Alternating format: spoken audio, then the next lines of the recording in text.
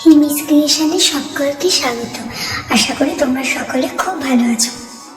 আজকে তোমাদের সাথে আমি ডুমুরের একটা চটপট চটজলদি একটা রেসিপি শেয়ার করবো।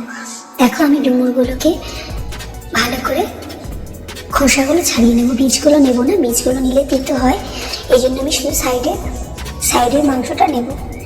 দেখো, আমি বটি দিয়ে এগুলো কেটে নিলাম।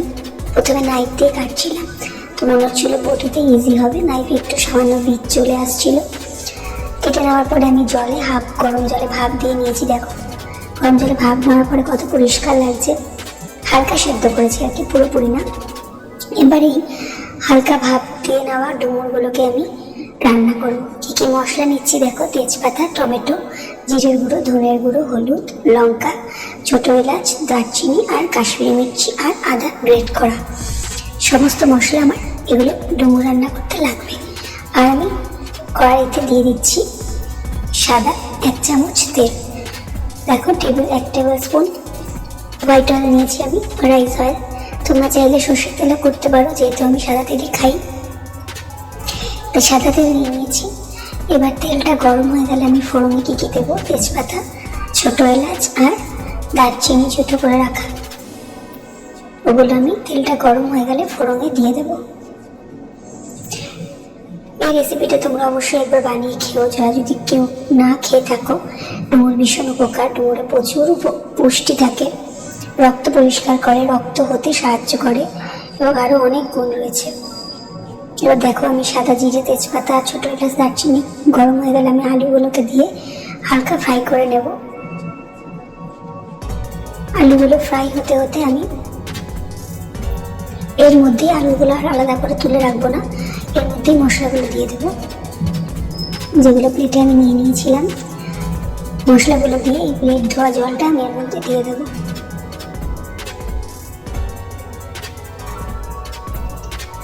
আবার ভালো করে আমি লো টু মিডিয়ামে রেখেছি গ্যাসটা, ভালো করে আবার 2-3 মিনিট আমি কষাবো।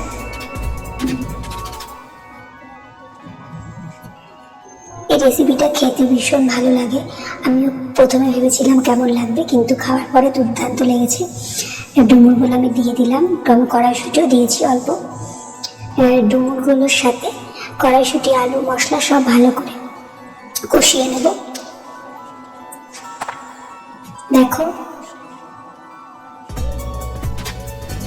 কত সুন্দর দেখতে লাগছে।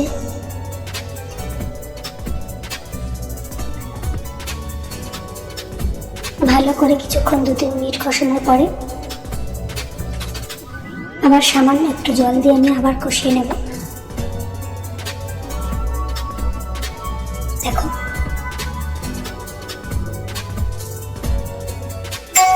একটা ঢাকনা দিয়ে আমি ঢাকা দিয়ে রাখবো।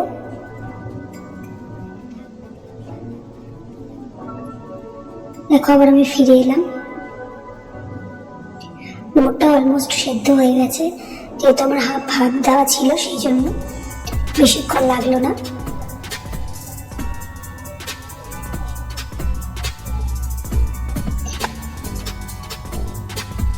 দেখো, আলুগুলো সেদ্ধ হয়ে গেছে।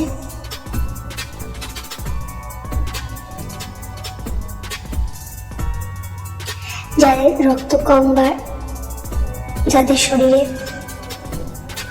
রক্ত একটু কম থাকে, তারা এই রেসিপিটা খেতে পারো। রক্তকে অনেকভাবে পরিষ্কার করে, আরও অনেক গুণ আছে এই ডুমুরের মধ্যে। এভাবে বানিয়ে খেও, মাখা মাখা করে। এটা চিংড়ি মাছ দিয়েও খাওয়া যায়। আমি এর মধ্যে দিয়ে দেবো, দেখো আমার প্রায় এটা রেডি। একটু মিষ্টি দেব সামান্য পরিমাণ।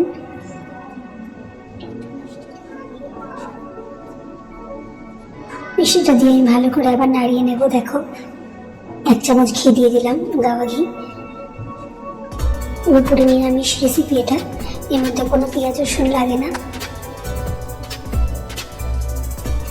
তারপরে আমি ভালো করে এগুলোর সাথে মিশিয়ে নিচ্ছি। এবার দিয়ে দেবো 1 চামচ ছোটো এলাচ, দারচিনি, লবঙ্গ, গরম মশলার গুঁড়ো।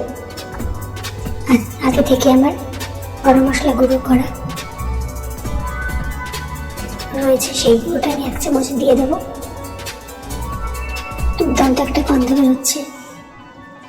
দেখো, ডুমুর পুরো সেদ্ধ হয়ে গেছে, সব কড়াইশুঁটি, আলু সব কিছু সেদ্ধ হয়ে গেছে।